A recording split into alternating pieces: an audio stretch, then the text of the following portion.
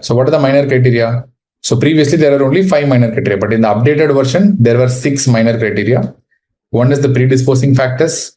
So we all know what are the predisposing factors, like prior infected endocarditis, prosthetic valves, or any prosthetic material, presence of some congenital cardiac problems, okay, or presence of CIED devices, hypertrophic obstructive cardiomyopathy, IV drug use. All these are considered to be predisposing factors.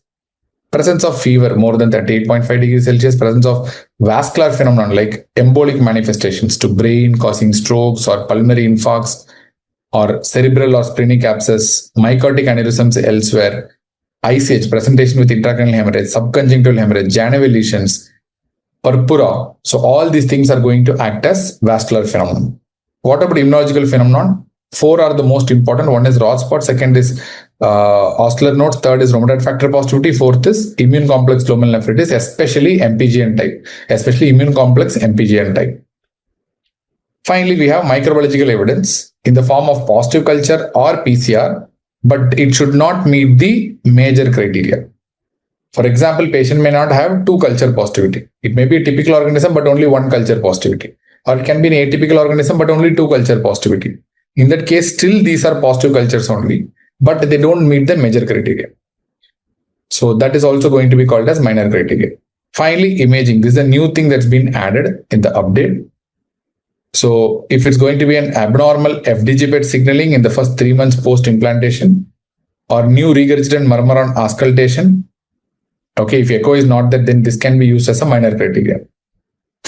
Okay, right? So what are the 6 minor criteria? Predisposing factors, fever, vascular phenomenon, immunological phenomenon, microbiological criteria that is not matching the major criteria, but still cultures are positive. And last but not the least, imaging features.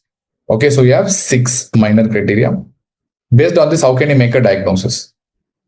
If it's a definite infected endocarditis, you can have either pathological criteria being fulfilled, or when it comes to the clinical criteria, you should have 2 major or 1 minor. Sorry, you should have either 2 major or 1 major, 3 minor, or 5 minor. So either pathological criteria should be fulfilled, or 2 major criteria should be fulfilled, or 1 major, 3 minor criteria must be fulfilled, or all, 5 out of 6 minor criteria has to be fulfilled. Then in that case, you can call it as a definite infective endocarditis. What about possible infective endocarditis?